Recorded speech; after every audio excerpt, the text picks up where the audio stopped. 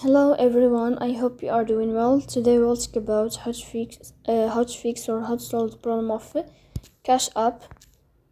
You will go to settings as you see and you will enter.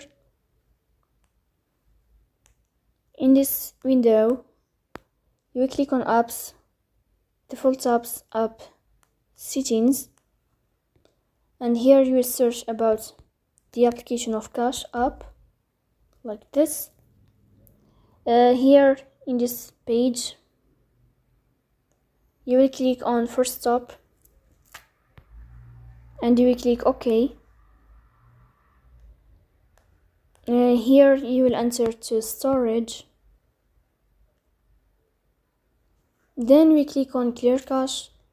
Here we will turn off your Wi-Fi and you will turn on your Wi-Fi again to fix that problem. So that's all. Don't forget to support us by like and subscribe. See you next time.